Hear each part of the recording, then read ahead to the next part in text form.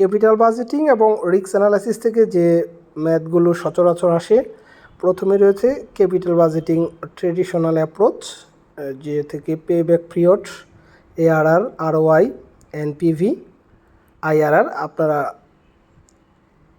এই সূত্র রিলেটেড যে গাণিতিক সমস্যাটি এখন দেখছেন, প্রশ্ন যদি খুবই সহজ হয়ে থাকে তাহলে এই প্রশ্নটি আপনারা কিন্তু এখান থেকে পেয়ে যাবেন এবং পরীক্ষায় এই অধ্যায় থেকে একটি সেট আসে এবং আপনি যদি প্রশ্ন ভালো করে বুঝে থাকেন তাহলে কিন্তু পেয়ে যাবেন। এরপরই রয়েছে আপনার দেখেন certainly equivalent method, C part এবং বি পার্টে পরীক্ষায় আসে। সার্টেন ইকুইভ্যালেন্ট থেকে সাধারণত এনপিভি নির্ণয় করতে বলে, কিছু কিছু ক্ষেত্রে আইআরআর অর্থাৎ ইন্টারনাল রেট অফ রিটার্নও আপনাকে নির্ণয় করতে বলে থাকে। তারপরই রয়েছে দেখেন দুইটা প্রজেক্টের আরএডিআর, যেটাকে বলছি আমরা রিস্ক অ্যাডজাস্টেড ডিসকাউন্টিং রেট, অর্থাৎ using CAPM approach, capital asset pricing model. এখান থেকেও আপনার এনপিভি নির্ণয় করতে বলবে। সাধারণত এনপিভি নির্ণয়টাই আসে, অধিকতর ক্ষেত্রে দেখা যায় আইআরআর আসে। অর্থাৎ আপনি যদি নিয়মটা ভালোভাবে শিখেন, যে নিয়মই হোক আপনাকে আসবে। আর ফিনান্সিয়াল ম্যানেজমেন্টের ক্ষেত্রে আপনাকে খেয়াল রাখতে হবে, অঙ্ক মুখস্থ করার চাইতে, সূত্র মুখস্থ করার চাইতে আপনাকে কিন্তু অঙ্কটা ভালোভাবে পরে বুঝতে হবে আসলে পরীক্ষায় আপনাকে কোনগুলো আসে। এরপরই রয়েছে আপনার রিস্ক অ্যানালাইসিসের expected rate of return, variance, standard deviation, coefficient of variance, যেগুলা সচরাচর পরীক্ষায় আসে। এর পরই রয়েছে আপনার প্রবাবিলিটি এবং ক্যাশ ফ্লো আফটার ট্যাক্স দিয়ে আপনার এনপিভি পরীক্ষায় নির্ণয়ের জন্য আসে। আর যেই প্রশ্নগুলো দেওয়া হয়েছে এগুলো বিভিন্ন সময়ে জাতীয় বিশ্ববিদ্যালয়ে বিভিন্ন পরীক্ষা এসেছে এবং লাস্ট 7-8 বছরের কোশ্চেন অ্যানালাইসিস করে আপনাদের জন্য দিয়েছি। সো আশা করছি আপনারা যদি এই গাণিতিক সমস্যাগুলো ভালোভাবে চর্চা করেন, ফলো করেন, ইনশাল্লাহ পরীক্ষায় ভালো করবেন। এই যে আরেকটা দেখছেন সার্টেনলি ইকুইভ্যালেন্ট মেথডের গাণিতিক সমস্যা, প্রায় সময় পরীক্ষা এসেছে এবং এটা হচ্ছে আপনার পোর্টফোলিও ম্যানেজমেন্টেরও গাণিতিক সমস্যা। এই অঙ্কটা আপনার দেখতে পারেন, জাতীয় বিশ্ববিদ্যালয়ে পরীক্ষা এসেছে, একটু ব্যতিক্রম অঙ্ক। আশা করছি এই নিয়মগুলো ফলো করলে পরীক্ষায় ভালো করবেন। এটা একবারেই পোর্টফোলিও এবং প্রবাবিলিটি এবং রেট অফ রিটার্ন দেওয়া থাকলে এই নিয়মে গাণিতিক সমস্যা সলভ করবেন। থিওরি অফ ক্যাপিটাল স্ট্রাকচার, এখান থেকেও পরীক্ষায় একটা সেট আসে সি পার্টে এবং বি পার্টে 4 নম্বরের যে অঙ্ক আসে। প্রথমেই দেখছেন ক্যাপিটাল স্ট্রাকচার, এখান থেকে আপনার ইপিএস নির্ণয় করতে বলে, অর্থাৎ আর্নিং পার শেয়ার এবং ইনডিফারেন্স পয়েন্ট অফ ইভিআইটি। এই গাণিতিক সমস্যাটি এবার এই পরীক্ষার জন্য আমি মনে করি যে খুবই ভালো একটি অঙ্ক। এরপরই রয়েছে আপনার ট্রেডিশনাল অ্যাপ্রোচের, অর্থাৎ আপনার কস্ট অফ ডেট এবং কস্ট অফ ইকুইটি দেওয়া থাকবে, আপনার weighted average cost of equity যেটা বের করতে হবে। এরপরই রয়েছে আরবিট্রেজের অঙ্ক, আপনার এনআই অ্যাপ্রোচ ফলো করে এই প্রশ্নটি।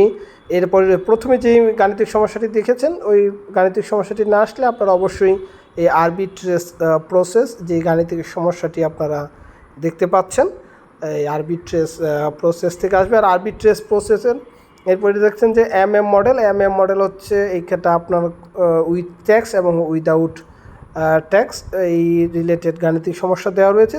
যে কথা বলছিলাম, আপনার আরবিট্রেজের খুবই চমৎকার এবং সহজ নিয়ম আমার ইউটিউব চ্যানেল কাউসার 36-এ দেওয়া আছে, আপনারা একটু দেখে নিলে আরবিট্রেজটা বাসায় বসে খুব সহজেই পারবেন। এটা দেখছেন ইউজিং এনওয়াই অ্যাপ্রোচ, অনেক সময় বি পার্টের অঙ্কে এনওয়াই অ্যাপ্রোচ, এনআই অ্যাপ্রোচ এগুলো উল্লেখ করে দেয়। সেক্ষেত্রে কিন্তু আপনাকে আলাদা আলাদা এই নিয়মগুলো, গাণিতিক সমস্যাগুলো দেখতে হবে, খুব বেশি জটিল না, জাস্ট আপনি একটু ফোকাস করলেই হবে সূত্রগুলোর ওপর, খুব ইজিলি এগুলো সলভ করতে পারবেন। আবারও একই কথা আমি বারবার এই ভিডিও জুড়ে আপনাদেরকে বলবো, আপনারা যতটা না অঙ্ক মুখস্থ করবেন তার চাইতে বুঝে করবেন। এরপরই রয়েছে ডিভিডেন্ড পলিসি থেকে শুরুতে যেটা বলবো ওয়াল্টার্স মডেল, 4 নাম্বার অর্থাৎ বি পার্টে আসে। ওয়াল্টার্স মডেল রয়েছে, আপনারা দেখতে পাচ্ছেন এখানে ওয়াল্টার্স মডেল আসে, ওয়াল্টার্স মডেলের অনুমিতি আসে, যেটাকে আমরা বলি ডিভিডেন্ড পে আউট রেশিও।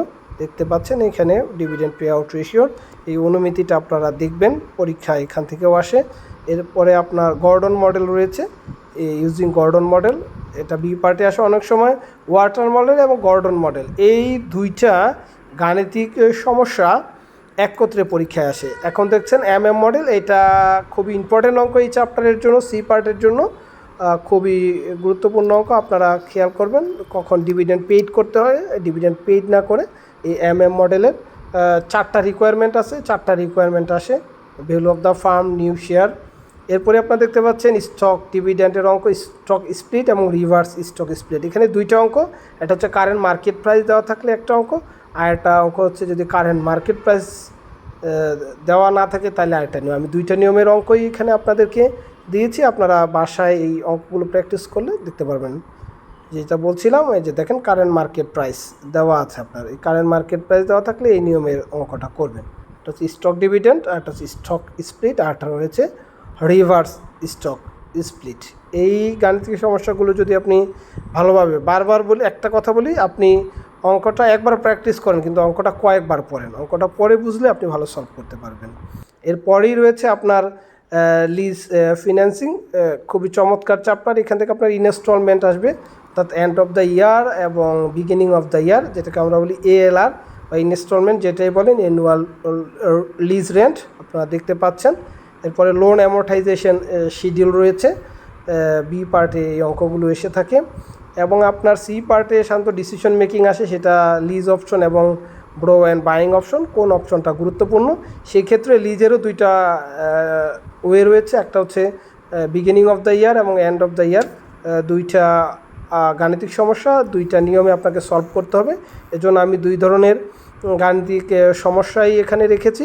আপনারা যদি জাতীয় বিশ্ববিদ্যালয়ে আসা প্রশ্নগুলো ফলো করেন, আশা করছি আপনারা এই লিজ থেকে ভালো করবেন। আর লিজে আপনাকে একটু খেয়াল রাখতে হবে, এই অঙ্ক যখন আপনি পরীক্ষার হলে সলভ করবেন কারোর সাথে কথা বলবেন না, দীর্ঘ অঙ্ক, কারণ লিজে 3টি স্টেপ করতে হবে এবং ব্রো অ্যান্ড বাইং অপশনে 6টা স্টেপ, টোটাল 9টা স্টেপ কিন্তু করতে হবে আপনার এটা 10 নম্বরের গাণিতিক সমস্যা সলভ করার জন্য। তাই আপনাকে ঠান্ডা মাথায় কিন্তু এই বিষয়টি মাথায় রেখে আপনাকে গণিত সলভ করতে হবে, আর প্র্যাকটিসের কোনো বিকল্প নেই। তারপরেই রয়েছে লাস্ট, যেটা আমার পরামর্শ, ওয়ার্কিং ক্যাপিটাল ম্যানেজমেন্ট। এটা থেকে 3 ধরনের অঙ্ক করবেন, এটা হচ্ছে ক্যাশ ম্যানেজমেন্ট এবং ইনভেন্টরি ম্যানেজমেন্ট। এই দুইটা টাইপের থেকে অঙ্ক বি পার্ট সি পার্টে আসে। দেন রয়েছে ওয়ার্কিং ক্যাপিটাল রিকোয়ারমেন্ট ফরকাস্ট, এই অঙ্কটা আসার সম্ভাবনা সবচাইতে বেশি, খুবই সহজ অঙ্ক। আপনার কারেন্ট অ্যাসেট থেকে কারেন্ট লায়াবিলিটিস বাদ দিলে আপনার নেট ওয়ার্কিং ক্যাপিটাল থাকে এবং তার সাথে কন্ট্রিবিউশন মার্জিনটা যদি আপনারা যোগ করেন তাহলে ওয়ার্কিং ক্যাপিটাল ফরকাস্ট এই মানটা বের করবেন। এবং এই অধ্যায়ে আপনার আরও একটা জিনিস আপনাদের প্র্যাকটিস করতে হবে, যেটা বলছিলাম, আপনার ইকোনমিক অর্ডার অফ কোয়ান্টিটি, এবং সেই সাথে রয়েছে আপনার যেটাকে বলা হচ্ছে বাউমল মডেল। আপনারা বাউমল মডেল আপনাদেরকে করতে হবে। এই যে দেখছেন বাউমল মডেল, এই মডেল থেকে ইওকিউ আসে এবং আপনার ইকোনমিক সাইজ, এই কোশ্চেনটা হল বিভিন্ন ধরনের লট সাইজ দেওয়া থাকবে, সেই লট সাইজ থেকে কিন্তু আপনার কোশ্চেন সলভ করতে বলা হবে। এই যে আপনারা দেখছেন প্রায় 8 মিনিটের ভিডিও, এই ভিডিওটা ফলো করলে আশা করছি আপনারা ফিনান্সিয়াল ম্যানেজমেন্টে খুবই ভালো করবেন। সবার জন্য শুভকামনা রইল, সাথে থাকার জন্য ধন্যবাদ। আল্লাহ হাফেজ।